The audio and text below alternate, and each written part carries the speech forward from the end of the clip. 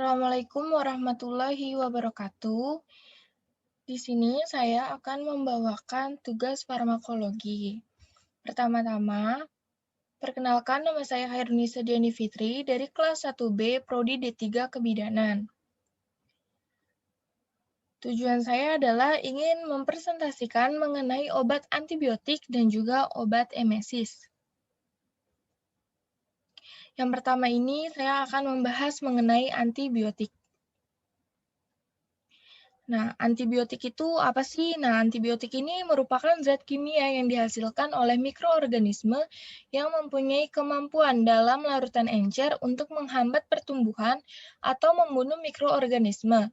Contohnya adalah penisilin, cefalosporin, chloramphenicol, tetrasiklin, dan lain-lain. Antibiotik yang relatif non-toksis bagi penjamunya digunakan sebagai agen kemoterapik dalam pengobatan penyakit infeksi pada manusia, hewan, dan juga tanaman. Lalu di sini ada penggolongan antibiotik berdasarkan struktur kimia yang dapat dibedakan sebagai berikut. Dan di sini saya juga akan menyebutkan contoh obatnya. Yang pertama itu ada beta-laktam. Lalu ada penisilin. Nah, contohnya ini adalah penisilin, isoxazolil, penisilin, ampicillin. Lalu ada cefalosporin, contohnya cefadroxil, cefaclor. Lalu ada monobactam, contohnya itu adalah asteonam. Dan yang terakhir ada carbapenem, contohnya adalah imipenem. Lalu yang kedua ada tetrasiklin. Nah, contohnya itu adalah tetrasiklin dan doxycycline. Yang ketiga ada makrolida, contohnya adalah eritromisin dan claritomycin. Yang keempat ada linkomisin, contohnya linkomisin dan clindamycin. Yang kelima ada chloramphenicol, contohnya chloramphenicol dan thiamphenicol. Yang keenam ada aminoglikosida, contohnya streptomycin, neomycin, dan gentamicin. Yang ketujuh ada sulfonamida, contohnya sulfodizin, sulfisoxazole. Dan ada cotrimoxazole, contoh yaitu kombinasi trimetoprim dan sulfametoxazole. Yang kedelapan ada quinolon, contohnya adalah asam nalidiksat. Dan ada fluoroquinolon, contohnya adalah ciprofloxacin dan levofloxacin. Yang kesembilan ada glikopeptida, contohnya vancomycin dan telcoplanin. Yang kesepuluh ada antimikrobakterium, ada isoniazid, ada rifampicin, dan ada juga pyrazinamid. Dan yang ke-11 ini ada golongan lainnya, contohnya tuh kayak polymyxin B, bacitracin, dan oxazolidinedion. Selanjutnya, antibiotik itu bisa diklarifikasikan berdasarkan mekanisme kerjanya. Yang pertama itu adalah menghambat sintesis atau merusak dinding sel bakteri.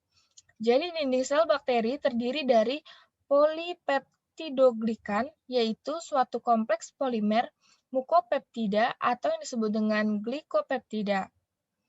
Obat ini dapat melibatkan otilisin bakteri, yaitu enzim yang mendaur ulang dinding sel yang ikut berperan terhadap lisi sel.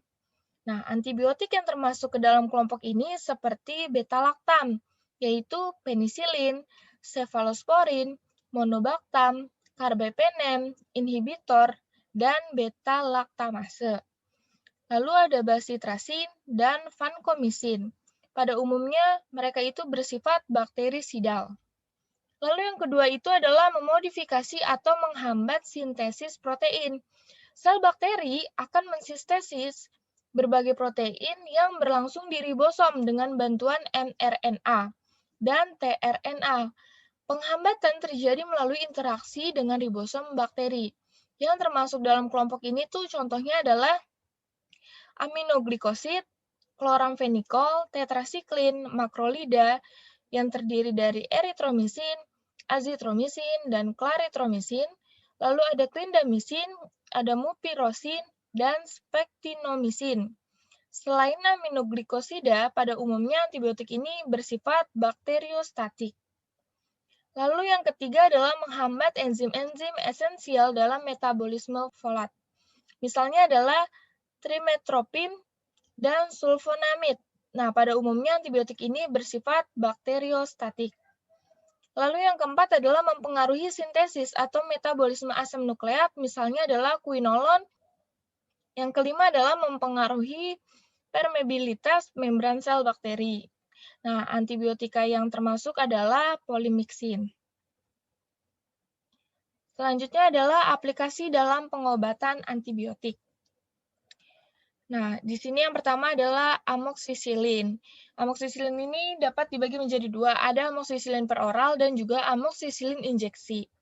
Untuk amoksisilin per oral, biasanya digunakan untuk infeksi bakteri yang rentan, diberikan dosis sekitar 250-500 mg tiap 8 jam atau 500-875 mg setiap 12 jam. Untuk amoksisilin injeksi, biasanya diberikan dosis 500 mg tiap 8 jam disuntikan melalui otot atau melalui pembuluh darah atau infus lambat. Lalu yang kedua ini ada ciprofloxacin. Nah, yang pertama ada ciprofloxacin tablet dan kaplet. Pada infeksi saluran pernapasan, terbagi menjadi dua, ada yang ringan atau sedang, dan yang kedua ada yang parah atau terkomplikasi. Untuk yang ringan atau sedang, biasanya diberikan 500 mg per 12 jam. Sementara untuk yang parah atau terkomplikasi, biasanya akan diberikan 750 mg per 12 jam. Lalu untuk ciprofloxacin injeksi, untuk sinusitis akut biasanya akan diberikan 200 mg yang akan diberikan sebanyak 2 kali sehari. Tetapi untuk infeksi saluran kencing biasanya dosisnya akan diberikan sebesar 200 mg yang diberikan sebanyak 2 kali sehari. Selanjutnya ada eritromisin. Untuk dewasa dosisnya 1-2, 6 per hari. Untuk anak-anak dosisnya 30-50 mg per kilogram berat badan per hari. Lalu yang keempat ada tetrasiklin. Nah, untuk infeksi yang rentan, dewasa ini biasanya diberikan dosis 250-500 mg setiap 6 jam. Untuk anak usia di atas 8 tahun akan diberikan dosis 25-50 mg per kilogram berat badan setiap hari. Dalam dosis biasanya akan dibagi menjadi setiap 6 jam. Lalu yang kedua, saya akan membahas mengenai obat emesis. Apa sih emesis itu? Emesis itu adalah muntah. Nah, gejala ini biasanya wajar dan sering terdapat pada kehamilan trimester 1. Mual biasanya terjadi pada pagi hari, tetapi dapat timbul setiap saat dan malam hari. Gejala ini kurang lebih akan terjadi 6 minggu setelah hari pertama haid terakhir dan berlangsung selama kurang lebih 10 minggu. Lalu di sini ada penyebab dari emesis. Yang pertama itu adalah emesis gravidarum, merupakan keluhan umum pada kehamilan muda. Biasanya akan terjadi kehamilan menimbulkan perubahan hormonal pada wanita karena terdapatnya hormon estrogen, progesteron, dan pengeluaran HCG plasenta. Nah, hormon-hormon inilah yang diduga menyebabkan emesis gravidarum. Lalu yang kedua adalah bahwa alasan mual itu tidak diketahui, tetapi dikaitkan dengan peningkatan kadar HCG, hipoglikemi, peningkatan kebutuhan metabolik, serta efek progesteron pada sistem pencernaan. Lalu yang ketiga, mual dan muntah ini selama kehamilan biasanya disebabkan oleh perubahan pada sistem endokrin yang terjadi selama kehamilan, terutama disebabkan oleh tingginya fluktuasi kadar HCG. Khususnya pada periode mual atau muntah, gestasional yang paling umum adalah pada 12-16 minggu pertama. Karena pada saat tersebut HCG akan mencapai kadar tertinggi, sama dengan LH. Dan dia akan disekresikan oleh sel-sel trofoblast blatosit. Selanjutnya adalah mekanisme terjadinya mual sampai muntah. Pertama itu adalah reseptor trigger zone atau yang disingkat dengan CTZ. Berada di bagian luar sawah darah, otak dirangsang oleh stimulus emetogenik di darah atau cairan cerebrospinal. Lalu yang kedua ini sistem vestibular, penting dalam motion sickness melalui syaraf kranival 8. Yang ketiga syarat efferent, vagal, dan spinal dari GIT, iritasi dari mukosa gastrointestinal oleh kemoterapi, terapi radiasi, distensi, atau infeksi gastroenteritis akut. Lalu dilanjutkan dengan pelepasan serotonin mukosa dan aktivitasnya. Selanjutnya akan menstimulus syaraf efferent, vagal yang menuju pusat muntah, dan CTZ. Lalu yang terakhir adalah SSP, akan berperan dalam muntah melalui gangguan psikiater, stres, dan antisipasi muntah sebelum kemoterapi kanker. Lalu di sini ada golongan obatnya. Yang pertama itu ada antagonis serotin 5-HT3, yang kedua ada antagonis reseptor neurokinin, yang ketiga ada corticosteroids, yang keempat ada penotiazins dan butyrophenol. Lalu yang kelima ada substitut benzamid, yang keenam ada benzodiazepines, yang ketujuh ada H1 antihistamines dan anticholinergic drugs, dan yang kedelapan ada cannabinoids. Lalu di sini ada contoh obat beserta pengaplikasiannya. Nah, yang pertama ada domperidone.